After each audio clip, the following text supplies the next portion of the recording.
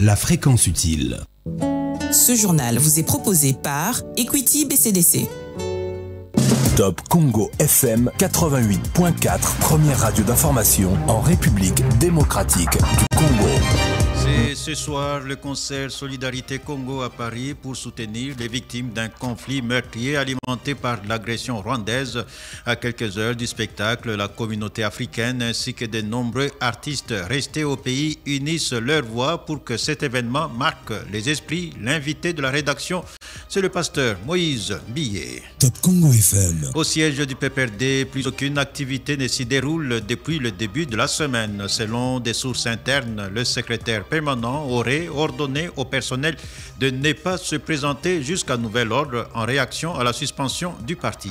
Top Congo FM. L'ancien Premier ministre Matata Ponyo décide de ne plus comparaître devant la Cour constitutionnelle. Dans une correspondance adressée à la Haute Cour, il dit se conformer à la décision de la plénière à l'Assemblée nationale. Top Congo FM. Un naufrage sur le fleuve Congo, un canot rapide assurant la traversée entre Brazzaville et le beach Ngobila à Kinshasa a chaviré en pleine navigation. Le bilan reste encore provisoire, mais selon certaines sources sur place, 3 personnes ont perdu la vie. Top Congo FM. À Kinshasa, l'opération de relocalisation des sinistrés s'est déroulée sans incident. L'Institut Lumumba au stade municipal de Bandalungwa.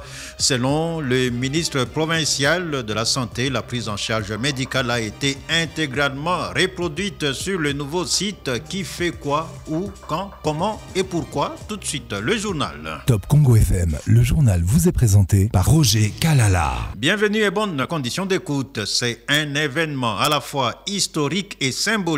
Le concert Solidarité Congo aura lieu ce soir à l'Accor Arena à Paris. Ce grand rendez-vous musical vise à mobiliser le soutien international en faveur des populations de l'Est de la RDC victimes d'un conflit meurtrier alimenté par l'agression rwandaise.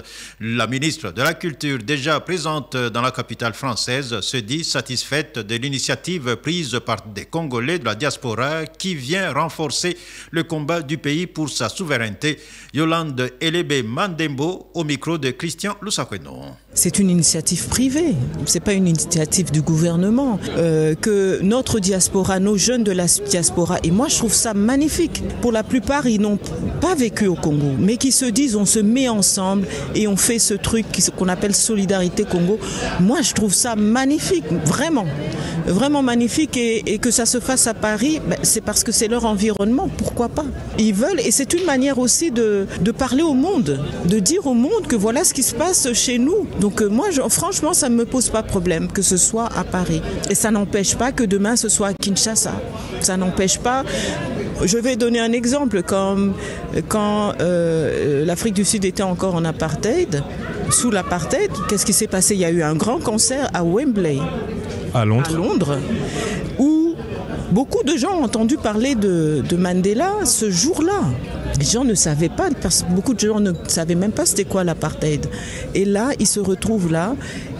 Et d'ailleurs, je me souviens que la photo qui avait été mise, c'était Mandela jeune. Et tout le monde attendait de voir le jour où il est sorti de prison, à quoi il ressemblait aujourd'hui. Mais tout ça, c'est quoi? Ça aurait pu être fait en Afrique, ça a été fait à Londres. Et les retombées ont été mondiales. Donc pour moi, quand il y a un combat, on ne choisit pas spécifiquement le pays où se passe le problème pour faire toutes les activités culturelles. Au contraire, on doit exporter. On doit lancer un soft power qui fonctionne partout dans le monde. Et donc pour moi, je suis tout à fait, je les soutiens à fond. Et je dis bravo les nôtres, bravo pour ce que vous faites, bravo, vous montrez vraiment qu'un patriotisme, même si certains n'ont plus la nationalité congolaise, mais ils ont le sang congolais. Et ça, ce qu'ils font, ils le montrent. La ministre de la Culture, Yolande Elebe, au micro de Christian Lusakweno. Et toute cette journée de mardi, les émissions de votre radio reviendront sur ce grand événement. Initialement prévu le 7 avril, le concert avait été reporté à la demande de la mairie de Paris par crainte de tensions entre les communautés congolaises et rwandaises, la date coïncidant avec la commémoration du génocide au Rwanda. Et à quelques heures du spectacle, la communauté africaine de Paris ainsi que les nombreux artistes restés au pays unissent leurs voix pour que cet événement marque les esprits. King Munga nous en dit plus. Ils seront une trentaine à défiler sur la grande scène d'Accor Arena de Paris pour porter haut la voix qui pleure depuis plus d'une trentaine d'années sans véritablement percer l'oreille insensible de la sourde communauté internationale, généralement complice de l'agresseur, entre ressentiment envers le bourreau et l'espoir de voir les lignes bouger grâce à ces concerts. Alois Ndombassi, député honoraire et culturel congolais. Ce concert est d'une importance capitale. La voix des Congolaises et Congolais doit être entendue dans le monde entier. Plus de 10 millions de Congolais ont perdu la vie. Mais sur le plan international, silence. Silence total. Un grand respect à l'endroit des organisateurs parce que l'indifférence que présente la communauté internationale sur la situation dans la partie est du pays nous laisse sans mots. Un test grandeur nature, un symbole d'unité nationale. Jamais le Congo musical n'a réuni autour d'un événement autant d'artistes multigénérationnels sur une scène internationale. Preuve de la détermination d'un peuple qui en a ras-le-bol de cette guerre imposée du fait de ses propres richesses. Jean Goubal Kalala s'implique. En tant qu'artiste congolais, je suis tellement complètement d'accord avec ces gens qui se mettent ensemble pour faire entendre la voix du Congo. Mais je ne m'arrête pas que là. J'ai l'habitude de parler du Congo complet, du Congo total. Est-ce que nous ne sommes devenus qu'un peuple qui pleure? J'aurais aimé aussi qu'il se tint une rencontre des savants congolais qui réfléchissent comment faire des armes pour faire taire une seule fois pour toutes ce petit Rwanda qui nous importune depuis très longtemps. Gims, Fali Poupa, Moïse Mbié et les autres ne seront pas là pour faire la fête, mais pour crier très haut et faire entendre cette voix qui pleure de ces peuples martyrs du fait de la bénédiction dont ils bénéficient de la part du Créateur. Le chanteur pasteur Moïse Mbié est l'invité de la rédaction. Un naufrage tragique sur le fleuve Congo ce mardi. Un canot rapide assurant la traversée entre Brazzaville et le beach Ngobila à Kinshasa a chaviré en pleine navigation. Le bilan reste encore provisoire, mais selon plusieurs sources sur place, 3 personnes ont perdu la vie. Une femme et 2 enfants. D'autres témoignages font également état d'au moins 5 disparus. L'embarcation baptisée Transpool venait du Congo-Brazzaville. Les circonstances exactes du drame ne sont pas encore connues. Selon Armand Ossassé, directeur marketing et commercial à l'ONATRA, il s'agit d'un canot rapide appartenant au Congo-Brazzaville qui était en partance pour Kinshasa. Et difficile pour la partie congolaise de donner les détails autour du naufrage, mais il renseigne que ce canot transportait environ 15 personnes et c'est grâce à l'intervention des canots de l'ONATRA que certains passagers ont été sauvés. Armand Ossassé. Notre possession, d'abord, premièrement, ce n'est pas notre canot. C'était canot de Brazzaville. Et ça s'est fait au niveau de Brazzaville. Et donc, parce qu'on a nous avons des canaux VIP. Par exemple, le maréchal Mobutu, canot Etienne Tshisekedi, canot Simon Kimbangu. Et nous avons maintenant bateau qui transportent les quinois et quinoises du beach Ngobila jusqu'à Maluku, 5 000 francs. Et donc, chez nous, il n'y a pas eu naufrage, non. D'ailleurs, c'est grâce à l'ONATRA qu'il y a eu des vies sauves. Et donc, c'était canot de Brazzaville, et c'était du côté Brazzaville, ce n'est pas du côté RDC. Et donc, voilà des informations à notre possession. Oui, et selon les informations que vous avez, il y a eu combien de victimes et de disparus, ou combien de personnes ont été sauvées? Et jusque-là, les enquêtes sont à court au niveau de Brazzaville pour connaître les victimes, le nombre de nos compatriotes et peut-être des clients qui ont perdu leur vie, mais les enquêtes sont en cours au niveau de Brazzaville. Si c'était du compte RDC, mais à l'heure où nous parlons, j'allais vous donner toute la situation, mais ce n'est pas de notre côté, c'est l'autre côté de Brazzaville.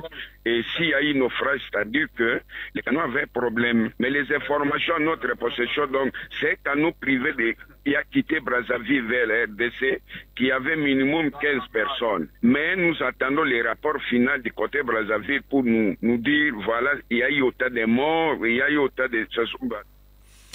Le directeur Alonatra Armand Osassé, joint au téléphone par Myriam Iraghi.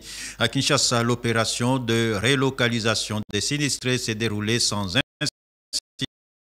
Environ 3 000 personnes qui étaient hébergées à l'Institut Lumumba dans la commune de Limete ont été transférées vers le stade municipal de Bandalungwa. Selon le ministre provincial de la Santé, Dr Patricien Ngongo, la prise en charge médicale a été intégralement reproduite sur le nouveau site pour garantir la continuité des soins.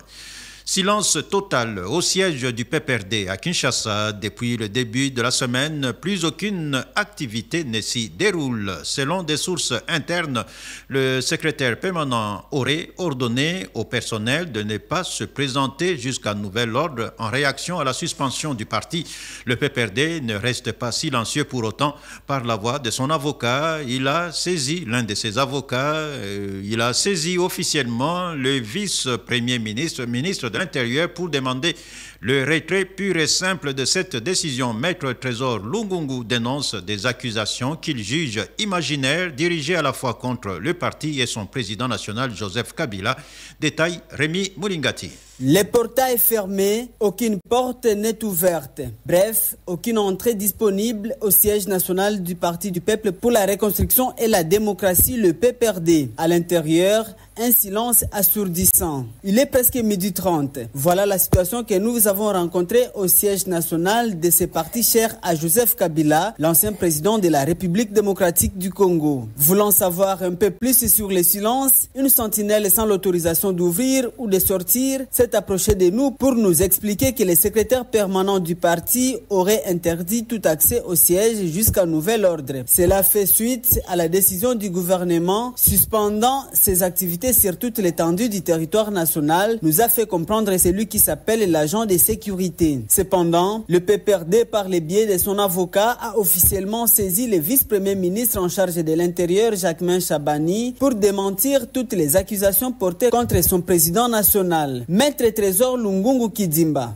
Dans notre correspondance et dans les éléments que les partis ont mis à notre disposition à plusieurs reprises, et même sur vos antennes, les communicateurs, les cadres de ce parti ont répété qu'ils s'opposaient non seulement à ces conflits, mais surtout à la manière dont le gouvernement en place est en train de gérer ces conflits. Et donc, il n'y a jamais eu de silence. Mais aussi, cette affirmation du silence est arbitraire parce que sur les 100 partis politiques contre la RDC, tous les 100 partis n'ont jamais fait des déclarations officielles de condamnation de cette guerre. Donc, ça ressemble à un acharnement, à un abus de pouvoir, un détournement de pouvoir qui est contraire, qui viole manifestement la Constitution, la loi ainsi que les engagements internationaux qui lient notre République. Et donc nous avons invité courtoisement le vice-premier ministre, ministre de l'Intérieur, de rapporter sa décision. Pour lui, les éléments mis à sa disposition par le PPRD prouvent que ce parti ne s'est jamais inscrit dans la logique de la violence. Maître Trésor Lungungu. Le PPRD a, dans les éléments mis à ma disposition, rappelé que c'était un parti et resté un parti républicain.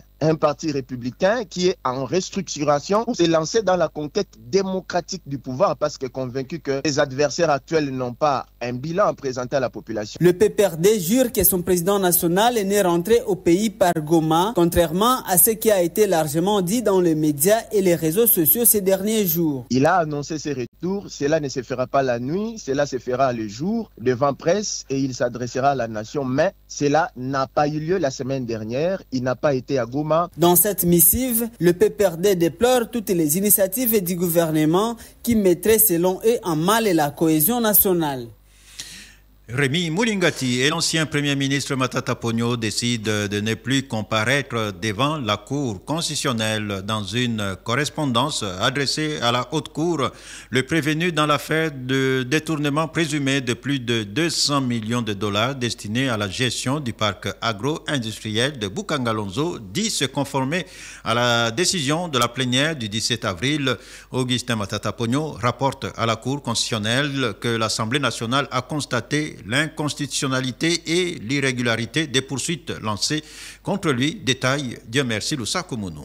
À la demande de la plénière de l'Assemblée nationale, je suis obligé de me plier à l'option de l'institution parlementaire auquel j'appartiens en arrêtant ma comparution, annonce Augustin Matata Pogno, ancien Premier ministre poursuivi dans l'affaire du détournement présumé de plus de 200 millions de dollars destiné à la gestion du projet du parc agro-industriel de Bukanga-Lonzo. Dans cette correspondance adressée au président de la Cour constitutionnelle, Augustin Matata Pogno rapporte qu'au cours de la plénière du 17 avril 2025, l'Assemblée nationale a constaté que les poursuites diligentées contre le député national que je suis dans la cause sous RP 002 sont inconstitutionnelles et violent également le règlement intérieur de l'Assemblée nationale. Il explique cette posture de la Chambre basse par le fait que ces poursuites sont exercées contre le député national que je suis, couvert par mes immunités. C'est dans ces contextes, explique-t-il, que la plénière de l'Assemblée nationale, après avoir décrié la manière dont ces poursuites sont exercées, a décidé que la Cour constitutionnelle puisse se conformer à la procédure telle qu'est dictée par la Constitution et le règlement intérieur de l'Assemblée nationale. Pour l'ancien Premier ministre Augustin Matata Pogno, cela veut dire, en d'autres termes, que la procédure actuelle est réputée irrégulière, illégale et inconstitutionnelle. Au regard de ces faits, il estime qu'il est clairement indiqué que je me conforme à la position de mon institution, l'Assemblée nationale, la seule institution constitutionnellement habilitée à lever ou non mes immunités parlementaires pour me permettre de comparaître ou pas devant votre haute et précieuse cour, conclut-il. La RDC prend part aux assemblées de printemps du Fonds monétaire international et de la Banque mondiale à Washington. La délégation congolaise est conduite par le ministre des Finances Doudou Fwamba Libotaï. Dans un contexte économique et sécuritaire tendu, la RDC entend faire entendre sa voix pour obtenir un appui renforcé en faveur des réformes en cours et défendre les priorités nationales conformément à la vision du président Félix Tshisekedi. Des rencontres bilatérales stratégiques sont prévues avec les partenaires techniques et financiers. Parallèlement, quelques membres de la Commission économique et financière de l'Assemblée nationale participent au Forum mondial des parlementaires organisé en marge de ces assises. Selon les députés nationaux Flori Mapamboli, il est question des grands enjeux économiques mondiaux comme les politiques protectionnistes, la crise de la dette publique, mais aussi des défis liés au développement tels que l'emploi des jeunes et la lutte contre la pauvreté. La délégation congolaise a saisi l'occasion pour souligner le paradoxe congolais, un pays riche en ressources minières, mais où la population reste confrontée à une pauvreté persistante. Le christianisme reste la religion majoritaire en RDC, représentant près de 90% de la population. Mais derrière ce chiffre, la dynamique interne des confessions religieuses évolue. Selon un récent sondage réalisé par l'Institut Target, les grandes confessions traditionnelles comme le catholicisme, qui représente aujourd'hui 26%, et le protectionnisme à 20%, ont connu une baisse notable entre 2018 et 2025. Une baisse qui coïncide avec la montée en puissance des églises plus récentes, en particulier les églises de réveil qui rassemblent désormais environ 25% des fidèles. Qu'est-ce qui explique cette tendance? La réponse avec Serge Mumbu, directeur général de Target. Il est au téléphone de Myriam Iraghi. C'est depuis 2018 que Target interroge chaque année un échantillon représentatif de la population congolaise dans les 26 chefs-lieux de province sur l'appartenance religieuse. Et le constat est que les églises catholiques et protestantes ont enregistré une baisse et les églises dites de réveil, surtout cette année en 2025, ont enregistré une hausse assez significative avec 25%, l'église catholique 27% et l'église protestante 20%. Cette tendance s'explique globalement par le fait que les églises de réveil attirent un peu plus les femmes et les jeunes et ont un message qui semble être beaucoup plus attirant et captivant de manière générale. Mais il ne faut pas aussi oublier que c'est une tendance et la question était, vous vous sentez beaucoup plus proche de quelle église? Et je pense que le cardinal l'a dit, il y a aussi certains catholiques qui n'avouent pas officiellement qu'ils sont catholiques et c'est ce qui fait qu'on peut avoir aussi le sentiment que les églises catholiques et protestantes sont en baisse. Nous espérons qu'on pourra avoir des statistiques parce que le plus important pour nous est que chaque église puisse publier le nombre de ses membres ainsi que ses succursales. Ça va permettre de faire une meilleure analyse et de mieux coupler les données. C'était Serge Mumbu, directeur général de Target, au téléphone de Myriam Iraghi. Pénurie de médicaments antipaludiques dans la province du Kasaï oriental. Le programme national de lutte contre le paludisme alerte sur une rupture quasi totale des stocks dans la province. Aucune nouvelle dotation n'a été reçue depuis 2024, alors que les cas de malaria sont en forte hausse, notamment dans la zone de Miabi, la plus touchée. Dr Joseph Kalombu, coordonnateur provincial du programme, appelle à une intervention urgente pour éviter une crise sanitaire majeure. On l'écoute. Depuis le début de l'année jusqu'à présent, ça fait environ 4 mois que nous n'avons pas de produits, que nous n'avons pas de médicaments dans les centres de santé. Donc le médicament de lutte contre le paludisme, donc l'ancien approvisionnement qui a été fait en 2024 est presque finissant. Et nous avons beaucoup d'écrits de médecins chefs de zone, de prestataires qui nous appellent à tout moment pour nous dire qu'il y a rupture de médicaments. Je sais qu'avec l'implication des autorités locales et puis provinciales et donc nationales plutôt, on peut parvenir à faire une distribution de médicaments, donc un approvisionnement peut-être de 6 mois dans les zones de santé. Jusqu'au jour d'aujourd'hui, nous n'avons pas encore de partenaires de mise en œuvre dans la lutte contre le paludisme au niveau de la province, donc au niveau du PNLP Kasaï oriental. Toutes les zones de santé du Kasaï oriental sont atteintes du paludisme. Mais si nous allons entrer donc dans la technique ou techniquement, et si nous pouvons voir classer les zones de santé selon la morbidité ou l'incidence, on va trouver que c'est la zone de santé de Miabi qui vient en tête, qui a une forte incidence ou bien une forte morbidité. Dr Joseph Kalombu, coordonnateur provincial du programme national de lutte contre le paludisme au Kasaï oriental. Un geste fort pour appuyer la prise en charge des cas de choléra dans la province de l'Atchopo. L'Organisation mondiale de la santé a remis le week-end dernier un lot de plus de 3 tonnes de médicaments au gouvernement provincial. Cette aide intervient alors que la province fait face à une épidémie de choléra officiellement déclarée le 8 avril 2025. C'est dans la province de l'Atchopo, bien sûr. Depuis mars, plus de 500 cas ont été enregistrés dans les zones de santé de Loa, Wanyerukula, Yakusu et Makiso Kisangani. Détail Godlive Omondo. Cette épidémie de choléra déclarée officiellement depuis le 8 avril dernier par le gouverneur de province sévit dans les zones de santé de Loa, Wanyarukula, Yakusu et Kisangani. Ceci avant de s'étendre dans d'autres entités comme Basoko et Opala depuis la semaine dernière. Selon le docteur Viko Kowengbia Willibard, chef de bureau de l'OMS Kisangani, c'est donc constitué de kits appropriés servira à renforcer la prise en charge curative des cas de choléra dans les zones affectées. La province a enregistré au total 494 cas et 44 décès. C'est dans le cadre de la prise en charge curative que l'OMS a offert ces jours 3,3 tonnes de médicaments constitués essentiellement des kits choléra. Des sources médicales rapportent que le cumul de cas à ce jour fait état de près de 500 cas, dont 44 décès, soit une létalité de 9%. Un plan de riposte est élaboré par les services techniques du ministère de la Santé. Des actions de sensibilisation en vue de la prévention, l'hygiène et l'assainissement sont également mises en œuvre. L'objectif poursuivi est d'arriver à réduire la létalité ainsi que la maîtrise rapide de la flambée des cas de cette épidémie meurtrière. L'autorité provinciale salue ces gestes de l'OMS. Il demande aux structures sanitaires de prise en charge de cette maladie d'utiliser en bon escient ces médicaments pour mettre fin à cette épidémie. Godlivo Mondo, Kisangani, Top Congo FM. 88.4 Top Congo FM. L'invité. C'est un événement à la fois historique et symbolique. Le concert Solidarité Congo aura lieu ce soir à l'Accor Arena à Paris, en France. Ce grand rendez-vous musical vise à mobiliser le soutien international en faveur des populations de l'Est de la RDC victimes d'un conflit meurtrier alimenté par l'agression rwandaise.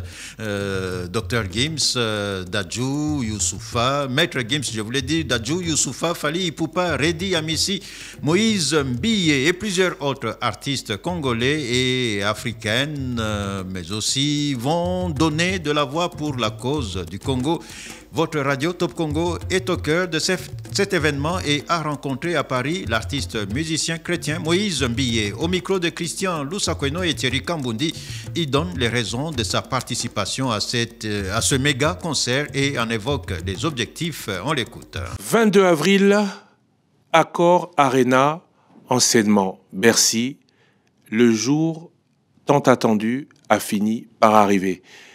Pasteur Moïse Mbillé, bonjour. Bonjour, monsieur Le Sakweno.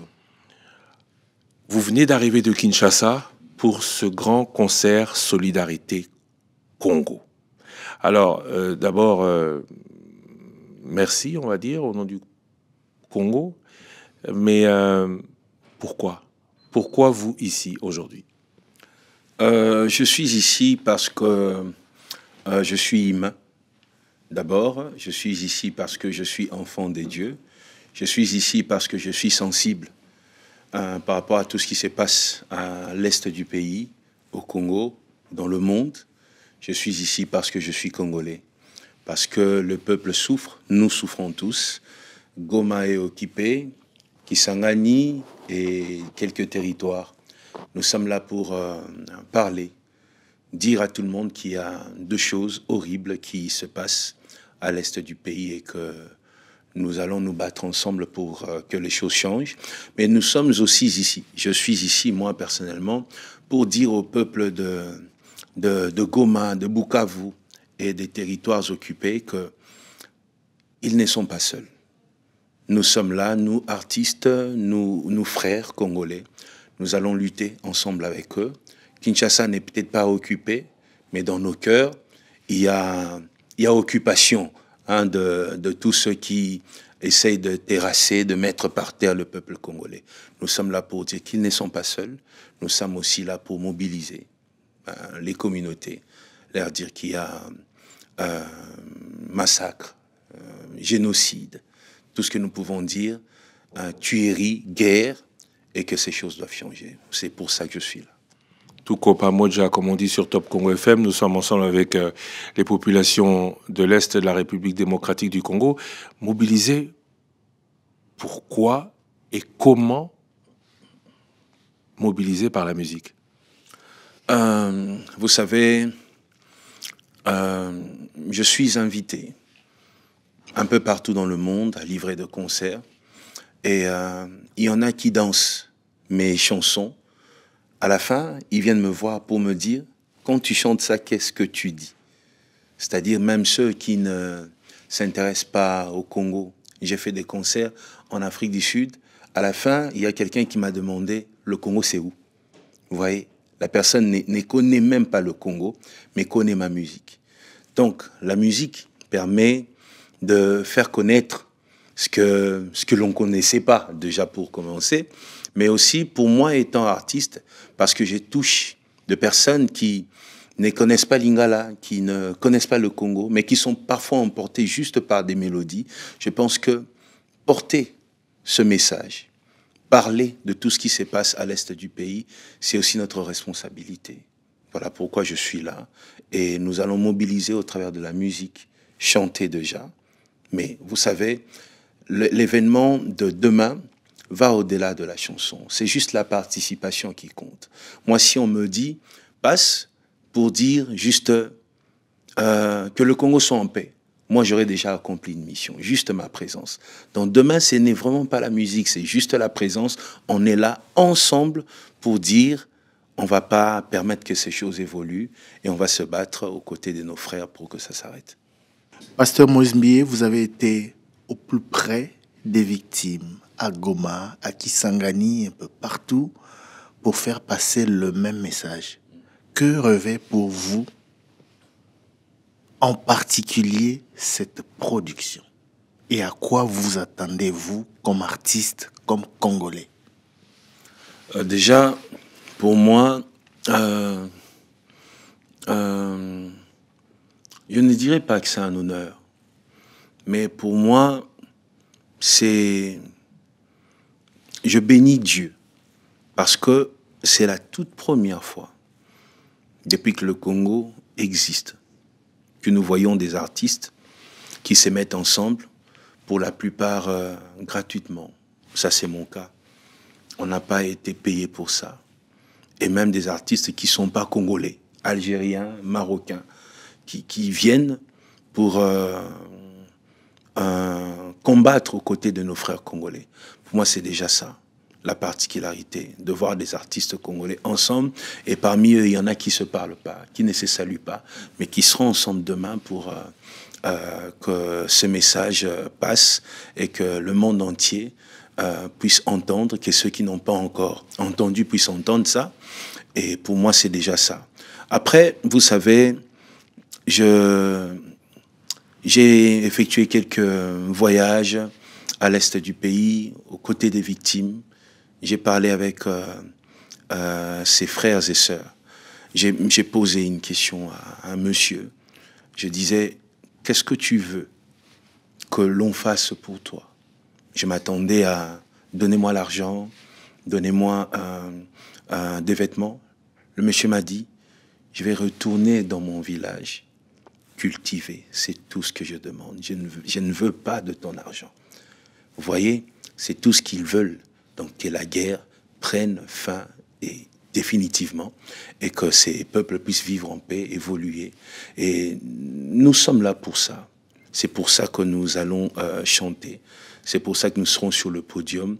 Et nous attendons vraiment à voir les communautés partout dans le monde se mobiliser derrière la RDC pour que les choses changent. C'est ce que nous attendons. Justement, parlons de ces communautés, en particulier de la nôtre, la communauté congolaise, qu'on a vu se mobiliser ici à Paris, à Bruxelles, dans toutes les grandes villes du monde.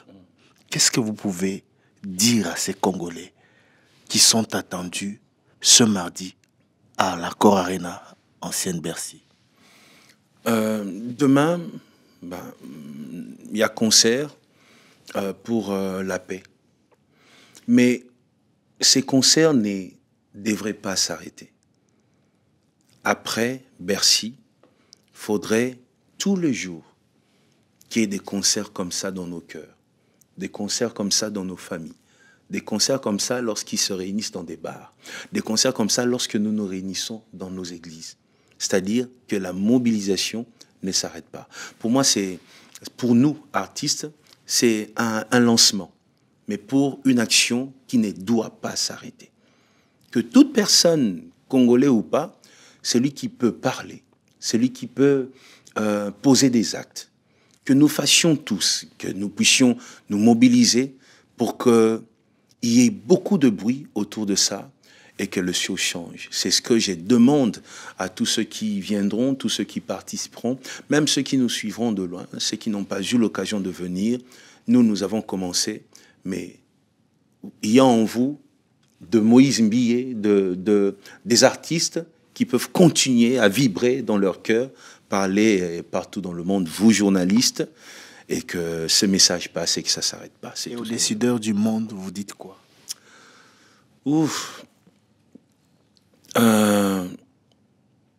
Nous attendons, vous savez, il y a aujourd'hui sanctions et toutes ces choses. Nous voulons avoir des actions qui permettent au Congo d'occuper, les Congolais d'occuper leur territoire, mais dans la paix, et qui est surtout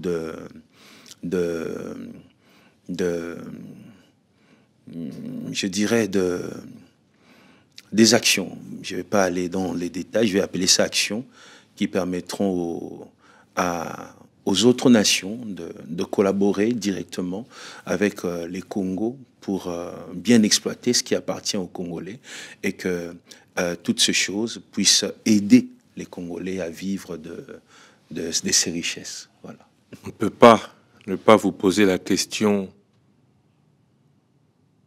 vous, Moïse Mbié, pasteur, de la signification que pareil acte a pour l'homme d'église que vous êtes, sachant que dans chaque guerre, il y a un camp qui s'en prend à un autre, et que les hommes de Dieu sont plutôt là pour unir que pour prendre position et diviser les hommes. Vous savez, notre rôle, nous étant hommes d'église, notre rôle n'est pas de diviser. Et c'est d'ailleurs pour ça que nous sommes là. Nous sommes là pour l'unité. Il y a de solutions que l'on trouve en touchant là où il faut. Vous voyez, on ne doit pas, au nom de l'Église, fermer les yeux à certaines choses. Ce n'est pas parce qu'on est pasteur qu'on n'est pas humain. Ce n'est pas parce qu'on est pasteur qu'on n'est pas congolais. Même si je n'étais pas congolais, voir un peuple ou un homme essayer de marcher sur un peuple, mon rôle de pasteur, c'est de dire non. Ces choses ne devraient plus exister. Vous voyez? Et je pense que notre démarche à nous ne vise vraiment pas la division. Nous visons simplement la paix. Pas seulement la paix pour le Congo, mais la paix même dans ces peuples qui travaillent pour la division. Il y en a qui meurent là-bas. Il y a de femmes, des enfants qui perdent leur mari militaire. Vous voyez? Alors lorsque nous disons que la guerre doit s'arrêter, nous visons pas seulement la paix du Congolais.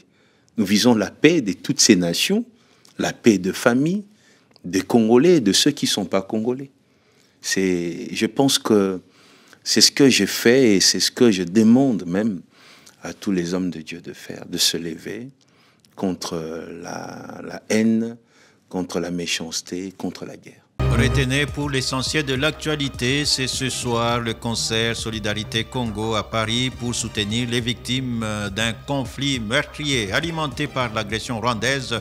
À quelques heures du spectacle, la communauté africaine ainsi que de nombreux artistes restés au pays unissent leurs voix pour que cet événement marque les esprits. Top Congo FM. Au siège du PPRD, plus aucune activité ne s'y déroule depuis le début de la semaine. Selon des sources internes, le secrétaire permanent aurait ordonné au personnel de ne pas se présenter jusqu'à nouvel ordre en réaction à la suspension du parti. Top Congo FM. L'ancien premier ministre Augustin Matata Ponyo décide de ne plus comparaître devant la Cour constitutionnelle. Dans une correspondance adressée à la Haute Cour, il dit se conformer à la décision de la plénière de l'Assemblée nationale du 17 avril. Top Congo FM. Un naufrage sur le fleuve Congo, un canot rapide assurant la traversée entre Brazzaville et Beach Ngobila à Kinshasa a chaviré en pleine navigation.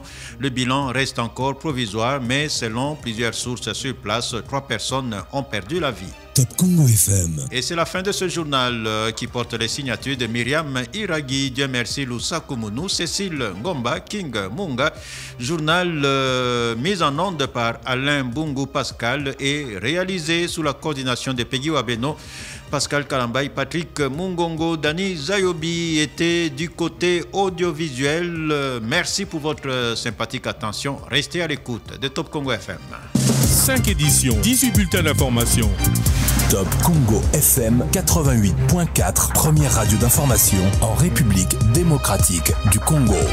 Une rédaction en contact permanent avec ses auditeurs. 080 812 812. Information avec Top Congo FM 24h sur 24, 7 jours sur 7. Ce journal vous a été proposé par Equity BCDC. Gims, Dadju, Gazo, Fali Ipupa, Soul King, Youssoufa, Steph London, Guy de Besbar, Yalevis, Merveille. Ils seront tous sur scène lors du concert caritatif événement Solidarité Congo qui se tiendra à Paris le 22 avril à l'Accor Arena. Le 22 avril, faisons entendre nos voix. Ensemble, plus fort que jamais.